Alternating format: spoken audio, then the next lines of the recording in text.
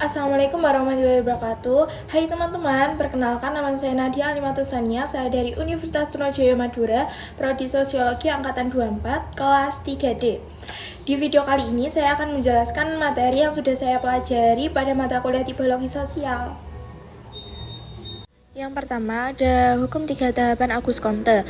Hukum tahapan Auguste Comte menjelaskan bahwa perkembangan pemikiran manusia bergerak dari tahapan teologis yang mengaitkan fenomena dengan kekuatan supernatural menuju tahapan metafisis yang menekankan penjelasan abstrak dan filosofis hingga akhirnya mencapai tahapan positif yang menggunakan metode ilmiah untuk memahami hukum-hukum sosial secara rasional. Selanjutnya ada perspektif dalam sosiologi. Perspektif dalam sosiologi adalah sudut pandang teoritis yang digunakan untuk memahami masyarakat dan berbagai gejala sosial di dalamnya, di mana setiap perspektif memberikan cara pandang yang berbeda-beda sesuai fokus analisisnya. Misalnya, perspektif konflik melihat agama sebagai alat dominasi kelompok mayoritas terhadap minoritas.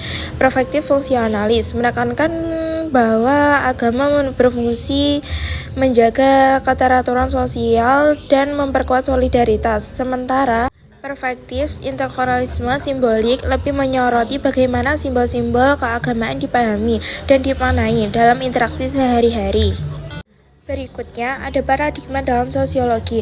Paradigma dalam sosiologi merupakan kerangka berpikir yang digunakan untuk memahami dan menjelaskan berbagai gejala sosial secara sistematis, di mana menurut Giorgorizer terdapat 3 paradigma utama yang menjadi dasar analisis sosiologis, yaitu paradigma fakta sosial yang memandang masyarakat sebagai sesuatu yang objektif dan berada di luar individu, sehingga dapat dipelajari seperti halnya benda nyata. Paradigma definisi sosial yang menekankan pada pemahaman makna subjektif yang dibangun melalui interaksi antar individu dalam kehidupan sehari-hari, serta paradigma perilaku sosial yang melihat tindakan manusia sebagai hasil dari stimulus, respon, dan pengaruh lingkungan sosial yang dapat diamati secara empiris, sehingga ketiganya memberikan sudut pandang berbeda namun saling melengkapi dalam memahami dinamika masyarakat.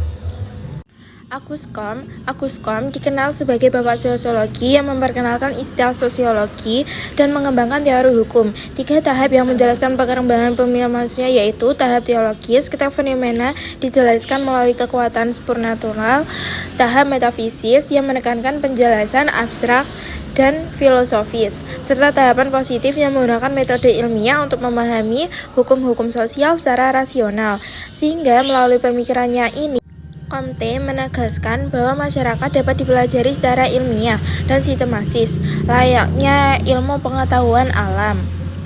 Max Weber mengemukakan sejumlah konsep penting dalam sosiologi, di antaranya tindakan sosial, rasionalisasi, etika Protestan, dan kapitalisme, di mana menurut sosiologi seharusnya mempelajari tindakan sosial individu, karena setiap tindakan memiliki makna subjektif yang mempengaruhi interaksi sosial. Sementara rasionalisasi dipahami sebagai proses ketika nilai-nilai tradisional digantikan oleh pola pikir rasional dan efisien dalam masyarakat modern yang pada akhirnya melahirkan sistem sosial, ekonomi, dan politik yang semakin teratur, namun juga menimbulkan keterasingan bagi individu. Ferdinand Tönnies memperkenalkan konsep penting dalam sosiologi tentang 2 bentuk hubungan sosial, yaitu Gemeinschaft dan Gesellschaft. Gemeinschaft menggambarkan bentuk masyarakat tradisional yang ditandai oleh hubungan erat, emosional, dan pribadi, di mana ikatan antar individu dibangun atas dasar kebersamaan, cinta, dan tradisi yang kuat, seperti dalam keluarga atau komunitas desa. Sedangkan Gesellschaft menggambarkan bentuk masyarakat modern yang lebih bersifat rasional, formal, impersonal, dan didasarkan pada kepentingan individu, kontrak, serta tujuan praktis, sebagaimana terlihat pada kehidupan di kota atau organisasi modern. Sehingga, menurut Tönnies, kedua konsep ini menunjukkan pergeseran dan masyarakat tradisional menuju masyarakat modern seiring dengan perkembangan zaman. Yang terakhir, pengertian masyarakat.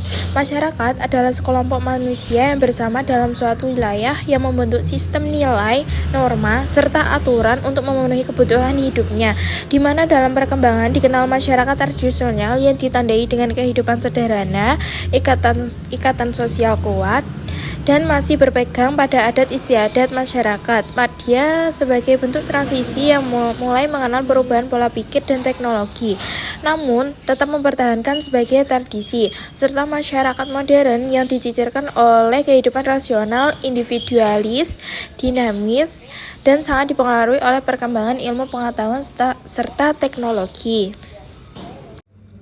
Sekian dari saya, terima kasih yang udah menonton sampai akhir. Assalamualaikum warahmatullahi wabarakatuh.